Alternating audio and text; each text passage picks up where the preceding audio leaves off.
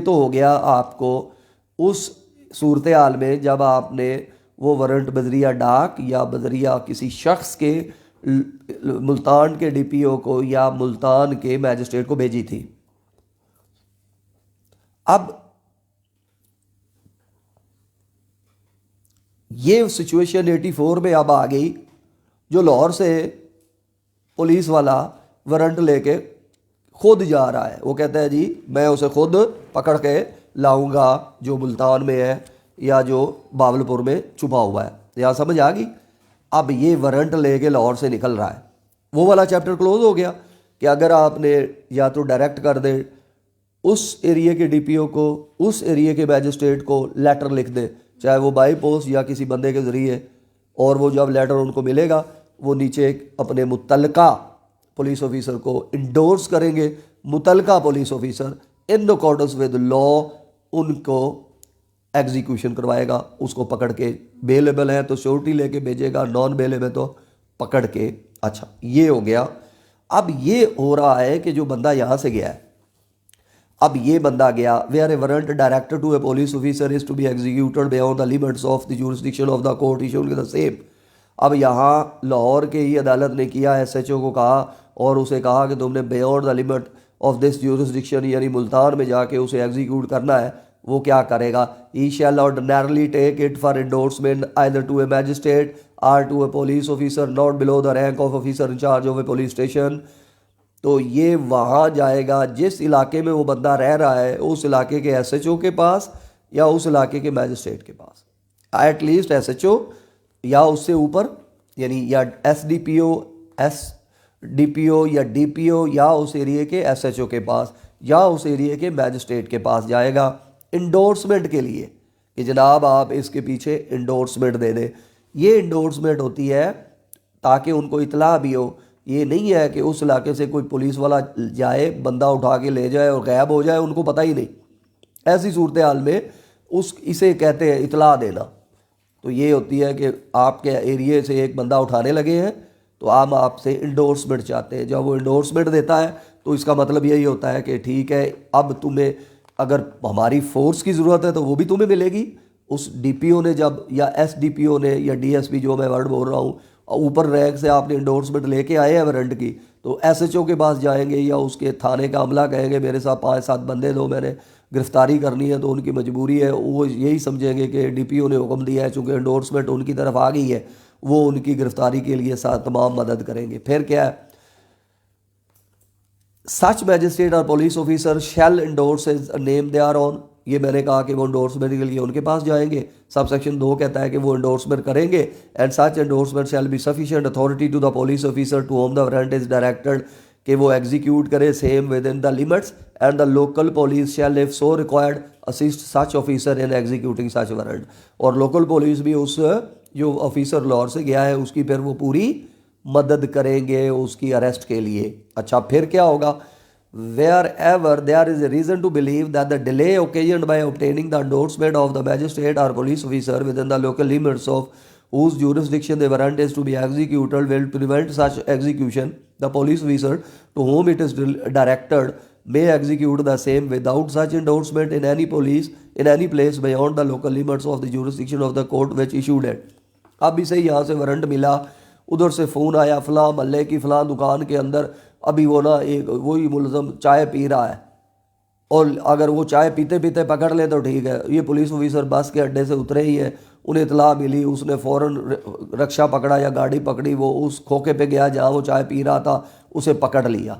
अब ऐसी सिचुएशन में उसे पता है कि अगर मौका है अभी पकड़ ले, अभी उसने इंडोर्समेंट भी नहीं ली ना इतला दी है, तो ऐसी सूरत में लॉ ने उसे इजाज़त दी है कि अगर वो ये समझे कि इस तरह वो बंदा जो है एग्जीक्यूट जिसको करना है विदाउट इंडोर्समेंट, उससे जो है वो अगर हम मैं उतनी देर में चक्कर में पड़ गया इंडोर्समेंट में तो वो भाग जाएगा। तो ऐसी सूरत में वो इंडोर्समेंट के बगैर उसको अरेस्ट कर सकता है।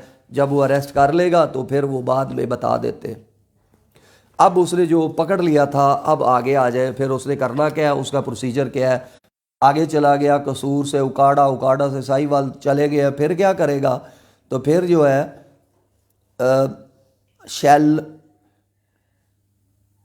किधर गया, the person arrested shall unless the court of the place of arrest shall or the district DPO या उस तहसील के मैजिस्ट्रेट के पास जाओ जहाँ से तुमने पकड़ा है।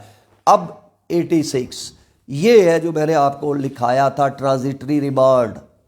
अब वहाँ उसके पास ले गया, अब यहाँ वो समझता है उसने पकड़ा है कराची से, अब वही मिसाल मुल्तान से भी काफ़ी फासला है, यही बंदा जो आपने कराची से पकड़ा था वो उसने उसके पास ले गया। अब ये बंदा कहाँ पे चला गया, मैजिस्ट्रेट के पास या उस डीपीओ के पास। वहाँ जाएगा, वो मैजिस्ट्रेट देखेगा, वो डीपीओ देखेगा, अगर तो ऑफेंस बेलेबल है और वो श्योरिटी देने के लिए तैयार है, ये जो इतना उसने किया है ये वारंट, और जिस ऑफेंस के लिए पकड़ा है, जिस ऑफेंस के लिए इसने, अब ये वारंट हो गया है चाहे नॉन बेलेबल ही है, लेकिन आगे जो ऑफेंस जिस ऑफेंस के अंदर पकड़ा है वो बेलेबल है, तो वो डीपीओ वो जो डिस्ट्रिक्ट मैजिस्ट्रेट है उसे कहेगा कि भाई जिस केस में तुम्हें पकड़ने के लिए आए हैं ना वो केस माइनर है, बेलेबल है, लिहाजा अगर तो तुम बेल देते हो तो ठीक है, मैं तुम्हें रिहा करने के हुक्म दे देता हूँ। अगर वो बेल के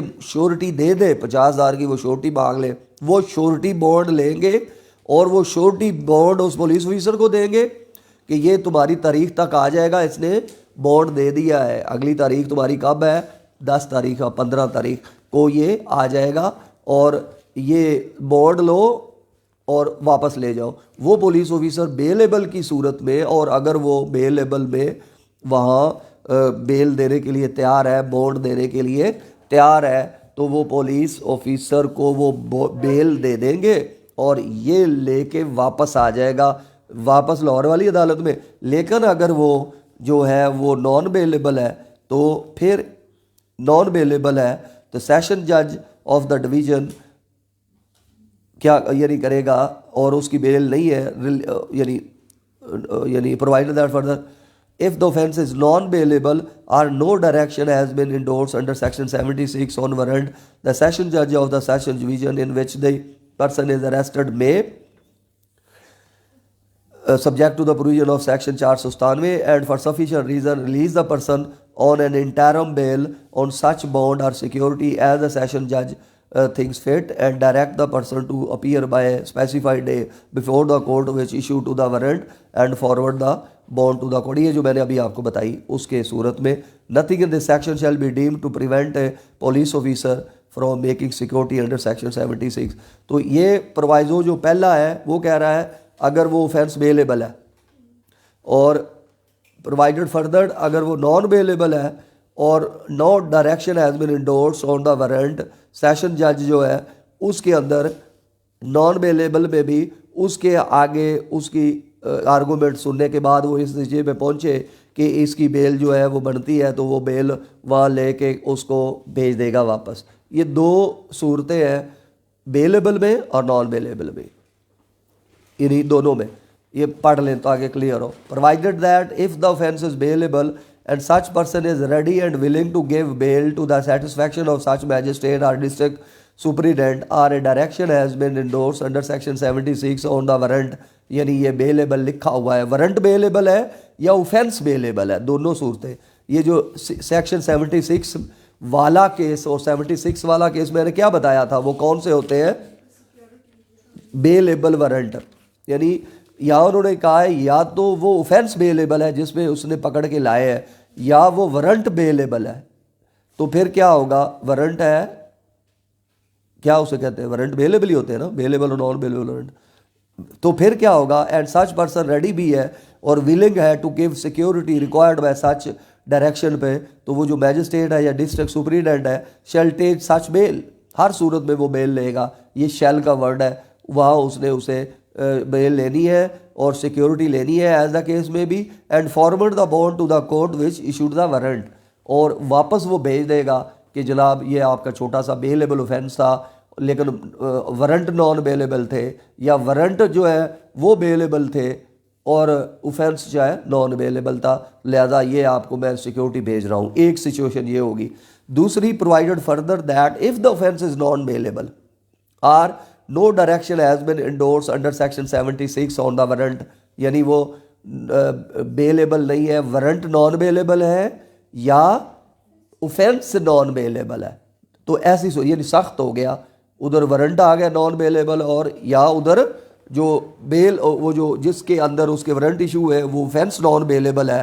तो फिर क्या होगा, द सेशन जज, the sessions judge of the sessions division in which the person is arrested may, या सेशन जज की पावर है, सेशन जज subject to the provision of section 497 497 को मद्देनजर रखते हुए, जिसके अंदर ग्राउंड है आफ्टर रेस्ट बेल की, जो ग्राउंड वहाँ ली जाती है वही लेते हुए, एंड फॉर सफिशेंट रीज़न, और उन रीज़न को मद्देनज़र रख कर release the person on an interim bail, तो यहाँ उसे इंटरम बेल पे रिलीज़ करेगा, ऑन सच बॉन्ड और सिक्योरिटी एज अ सेशन जज थिंक्स फिट, जितनी वो ले ले, तो वो 1 दिन की, 2 दिन की, 4 दिन की वो बेल ले लेगा सेशन जज, और वो सेशन जज बेल लेके इंटरम प्रोटेक्टिव बेल, ये,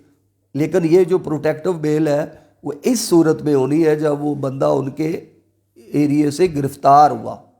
ये जो प्रोसीजर हमने बोला है ये हो तब, वरना प्रोटेक्टिव बेल फिर वो हाई कोर्ट लेते हैं जो गिरफ्तार पहले नहीं है।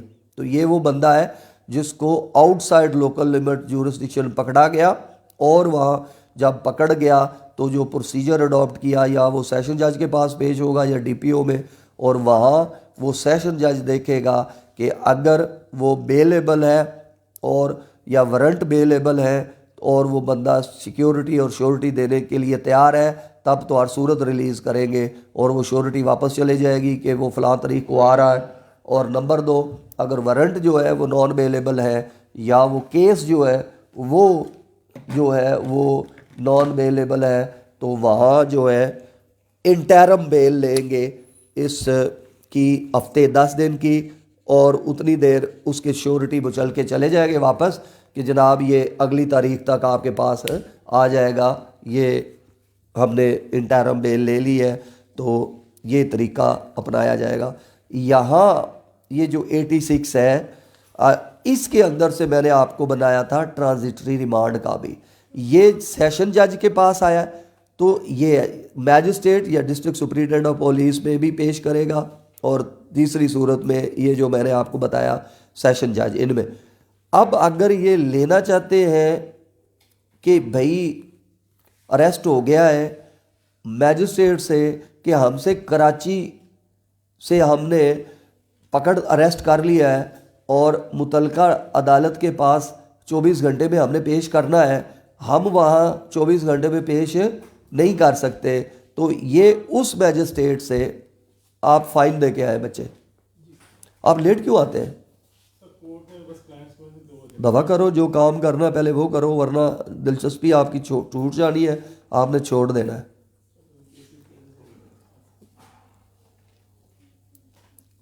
और फाइन भी बार बार भरने की ज़रूरत नहीं है, लिहाजा टाइम पे आ जा करें। आज मैं अब फाइन इसलिए कर रहा हूँ और आइंदा टाइम पे आना।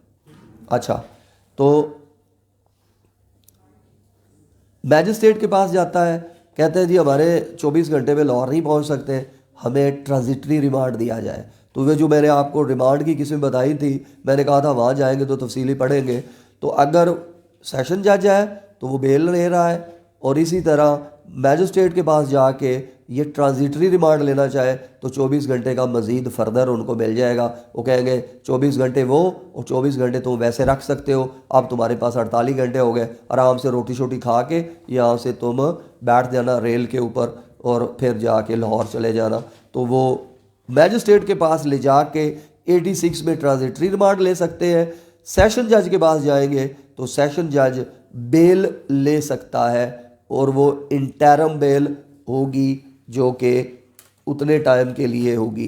ठीक है, तो इसमें तो एक बंदा कस्टडी में हो उसको सेशन जज के पास पेश करते हैं, लेकिन अगर एक हो उनको डर हो कि उनको अरेस्ट किया जा सकता है, उनको प्रोटेक्टिव बेल अगर चाहिए, दूसरे जिले में उस पे फाया है उसके, हाँ, तो वो तो आ गया ना प्रोटेक्टिव बेल का, वो हाई कोर्ट से ही आप लेंगे। कस्टडी में ना हो खुद मैं वही बता रहा हूँ, पहले मैंने वही कहा है कि फिर आप हाई कोर्ट में जाएं, वहाँ इनहेरेंट पावर जो आगे आप आखिरी सेक्शन पढ़ेंगे उसके तहत आप उनकी प्रोटेक्टिव बेल लेते हैं। ठीक। ठीक है। ये इंटरम बेल, इसके लिए आप प्रोटेक्टिव बेल का वर्ड नहीं यूज़ करना।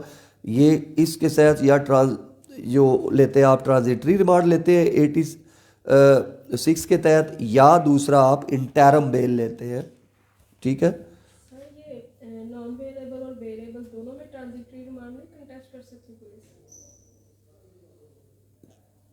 कंटेस्ट कर सकती। मतलब कि वो ट्रांजिटरी रिमांड लेना है ना उन्होंने। आपने कहा कि ये non bailable offensive non bailable में ये देंगे ट्रांजिटरी रिमांड, और सॉरी बेलेबल में देंगे। देखें, और नहीं, दो चीज़ें हैं ना, एक है बेनिफिट अक्यूज़ का, एक है बेनिफिट पुलिस का। पुलिस चाहती है कि हम इसको मज़ीद फर्दर रिमांड लेना चाहते हैं, दूर से हमने अरेस्ट किया है। अगर वो इर्द गिर्द के ज़िला उकाड़ा साहिवाल से करेंगे तो इतनी ज़रूरत नहीं है। वो कहेंगे 24 घंटे में इजीली हम लाहौर मैजिस्ट्रेट के पास ले जा सकते हैं। लेकिन वो दूर होंगे तो वो कहेंगे हमें पहले ट्रांजिटरी रिमांड जो अजाफी 24 आवर्स है वो दिए जाए। एक ये है। दूसरा है कि जब सेशन जज के पास पेश होंगे, जिसको इन्होंने लेके जाना है, ये पहला तरीका है सेशन जज के पास पेश करना। जब सेशन जज ने उनकी फ़र्ज़ करे इंटरम बेल नहीं ली, अगर तो सेशन जज इंटरम बेल ले लेगा कि इसे ले जाओ, लेकिन वहाँ पुलिस कहेगी इंटरम बेल ना दिया जाए, इतने डाके बंदे मार के पहले आया हुआ है, इसने कोई नहीं हाथ आना। पुलिस वो केस देख के फिर देना है ना मैजिस्ट्रेट ने इंटरम बेल। इंटरम बेल किस में देगी? जब ऑफेंस नॉन बेलेबल है और वारंट भी नॉन बेलेबल है। वहाँ 497 को मद्देनज़र रख के उसने देना है। वहाँ पता चले 4 बंदे ने मारे हुए ने और 4 साल तो ये हथी नहीं आ रहा, वो बेवकूफ़ ही सेशन जज होगा जो कहे कि 4 दिन की इंटरम बेल, 4 दिन बाद उधर पेश हो जाना। वो पेश होता है। लेकिन ऑन दी अदर हैंड को बकरे चोरी का केस है, वो भी नॉन बेलेबल है। नॉन बेलेबल है ना, वारंट भी पहले बेलेबल इशू हुए थे, अब ये नॉन बेलेबल है। तो बकरा चोरी है, वो कहता है जी मैंने तो पता ही नहीं, मैं तो इधर बकरा चोरी क्या करना है, मैं तो मुअज़्ज़ज़ बंदा हूँ, इन्होंने केस कर दिया है, कोई इशू नहीं, मैं 4 दिन बाद लाहौर पेश हो जाऊँगा। तो सेशन जज कहेगा हाँ ठीक है, उसकी 50,000 का मुचलका दो कि 4 दिन बाद पेश हो गए, क्योंकि बकरा इटसेल्फ 50,000 का ही है। या कहेगा लाख का दे दो भाई। अब वो लाख का मुअज़्ज़ज़ किसी मुअज़्ज़ज़ की श्योरिटी देगा तो 4 दिन बाद ना भी पेश आए तो लाख के मुचलके को फोरफीट करके आप लाख तो फिर भी निकाल लेना है, और केस उसके ऊपर पहले ही पड़ा हुआ है। तो ये फिर सिचुएशन देख के देखें। जहाँ उसने कहा नहीं, सेशन जज ने कहा कोई बेल नहीं हो रही है इसकी, मैं बेल रिफ्यूज़ करता हूँ, 400 इंटरम बेल नहीं दे रहा, तो वो वहाँ से उसे पकड़ेंगे, मैजिस्ट्रेट के पास ले जाएंगे। वो कहेंगे ठीक है जी आप नहीं दे सकते, इधरों जी उधर रिफ्यूज़ हो गया, लेकिन है साढ़े को 24 घंटे नहीं, असी तो इनू पकड़न वास्ते सुते भी नहीं है, उसे 4 दिन की रोटी भी नहीं खाधी, असी पहले खाना खाएंगे। ये हमें आर्गूमेंट देते थे, कहते जी हमने तो 2 दिन से खाना भी नहीं खाया इसके पीछे। और पुलिस की हालत से भी नज़र आ रहा था कि वो कहते जी इनके पीछे हम गली में इतनी देर खड़े रहे हैं जहाँ ये थे, फिर दुश्मनों से 2 ही बंदे थे हम गिरफ्तार करने वाले, बड़ी मुश्किल से हमने खाना भी नहीं खाया, हमने नींद भी पूरी करनी है। तो हम कहते थे वेल एंड गुड, आप जाएँ। वो उतनी देर जो है उसे फिर नज़दीकी थाने के वालात में उतनी देर दे देते थे, और खाना शाना खा के सो के वहाँ से फिर वो लाहौर आते। वो ट्रांजिटरी रिमांड है, ये ट्रांजिटरी रिमांड फिर मिलेगा। तो ये दोनों चीज़ें याद रखेंगे। 86 में मैंने आपको बताया था कि फ़िलहाल यही समझे। बैकग्राउंड में जाऊँगा तो आपको समझ आ जाएगी कि इसमें ट्रांजिटरी रिमांड भी है, इसमें 1-2 और चीज़ें भी। नहीं, मुलज़म को वो क्यों लेके जाए? ये ज़रूरी है कि जब आपने कहीं और से पकड़ा है किसी ने तो वो लेके ज़रूर जाएंगे एक दफ़ा। सेशन जज और डीपीओ में लेके जाएंगे, वहाँ जाना ज़रूरी है। सर वहाँ पे उससे बेल मिले 497 डिवीजन के मुताबिक, उसको दोबारा जहाँ पे उसको वारंट जहाँ से इशू है वहाँ से दोबारा वो बेल करेंगे। इंटरम हो गई, वो तो 4 दिन की है कि 4 दिन बाद, 4 दिन तुम्हें गिरफ्तार नहीं करते, 4 दिन बाद तारीख है वहाँ चले जाओ। वहाँ जब जाएगा तो फिर वो उसी तरह ही है जिस तरह एक प्री रेस्ट में एक बंदा जाता है, तो वो अपना बताए सारा कुछ जिस तरीके से। अगर केस बनता है तो नहीं गिरफ्तार होगी, ये हो गया तो फिर हो गया, क्योंकि वारंट क्यों इशू होते हैं? कुछ हुआ है ना पीछे, तो वो कंटेस्ट करेंगे जनाब ये क्यों गलत हुआ है। आम तौर पे ये सारे होते ही है कि तुम आओ और आगे प्रोसीड करो जो वहाँ कार्रवाई हो रही है, उधर नहीं आ रहा ये। Procedure for removal in custody to tribal area 86 से बाद में आया कि अगर किसी शख्स ने ट्राइबल एरिया में जुर्म किया है और वो पाकिस्तान के किसी एरिए से पकड़ा गया है, अब ये थोड़ा सा डिफरेंट है। वारंट कहाँ से आए हैं? ट्राइबल एरिया से। और वो पकड़ा कहाँ गया है? यहाँ लाहौर में। चले फ़र्ज़ करें ट्राइबल एरिया से वारंट आए, लाहौर में पकड़ा गया। अब वो जो पुलिस है जो ट्राइबल एरिया से जो वारंट लेके आई थी, वो इसे डायरेक्ट पकड़ के फ़ौरन ट्राइबल एरिया में नहीं ले जाएगी। वो यहाँ पकड़ेगी और यहाँ के एरिया मैजिस्ट्रेट के पास लेके जाएगी। वहाँ एरिया मैजिस्ट्रेट के पास वो जो प्रमा फशाई केस है वो आर्गू करेगी और मैजिस्ट्रेट वो इंक्वायरी करेगा, प्रिलिमिनरी इंक्वायरी करेगा कि क्या इसको मैं हैंड ओवर करूँ या ना करूँ। तो एविडेंस वगैरह लेके वो 1-2 दिन में लेके फिर उसको फॉरवर्ड कर देगा, उस वारंट को इजाज़त देगा कि हाँ ठीक है तुम ले जाओ। वो इसलिए कि पहले ट्राइबल एरिया में गए हैं तो वो सिविल बंदा चला गया वहाँ पे, तो वापस आना ही मुश्किल है। पहले जो ट्राइबल एरिया होता था, आजकल तो ट्राइबल एरिया चूँकि ख़त्म हो गया, वो KPK का हिस्सा बना दिए डिस्ट्रिक्ट, लेकिन वो 86 में कल को भी हम ट्राइबल एरिया कह दें, वो चाहे फाटा के तहत हो चाहे वो पाटा के तहत हो, तो वो उधर जो है उसका तरीका 86A में बाद में कहा कि where a warrant arrested under section 85 is to be removed in custody to any place in tribal area, वहाँ रिमूव करना है। He shall be produce before a magistrate within the local limits of whose jurisdiction the arrest was made. यानी लाहौर में arrest की तो इसके local area के magistrate के पास जाएगा।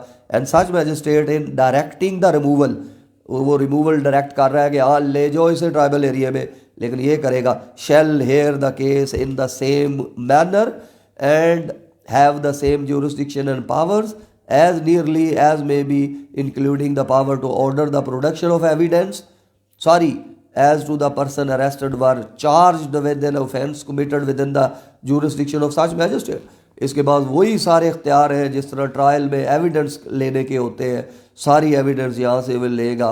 And such magistrate shell direct the removal of arrested person in custody if he is satisfied that the evidence produced before him raises a strong and probable presumption. ये ground है कि ये strong and probable presumption है, conclusion तो नहीं ये word बोल सकता कि that the person arrested committed the offence mentioned in the warrant, कि जो वारंट में मेंशन है हमें लग रहा है कि इसने किया है, ये एविडेंस आई है। एविडेंस में क्या होगा, तो वो पीछे FIR लेके आएंगे, वो MLR लेके आएंगे, पीछे 161 के स्टेटमेंट आएंगे, ए बंदा मार के आया है, वो ये सारी चीज़ें होंगी। उतना ही एविडेंस वहाँ पे होनी है, या अगर एक आध एविडेंस और भी आ गई तो वो भी सफिशेंट है। वो कहेगी हाँ जी ये हमारा बंदा मार के आया हुआ है, यही है बंदा, हमने से पहचान ली है, तो ये सफिशेंट एविडेंस है। मैजिस्ट्रेट कहेगा चल भी हैंड ओवर कर दो। तो ये है 2 फुल फ्लैज केसेस को क्वेश्चन जिसके अंदर आपने समन्स को पूरा पढ़ा, आपने वारंट को पूरा पढ़ा।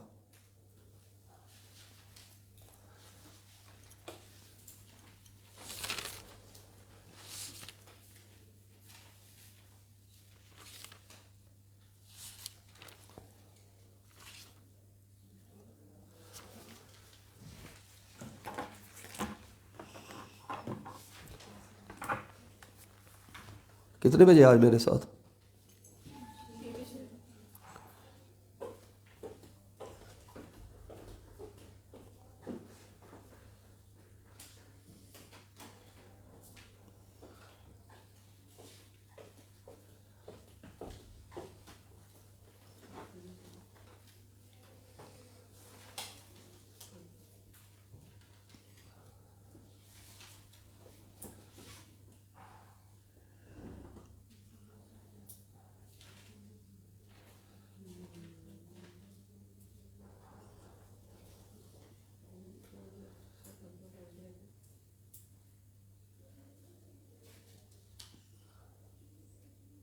सही है, तो बॉन्ड की रकम होती है ये रिफंडेबल होती है या नहीं?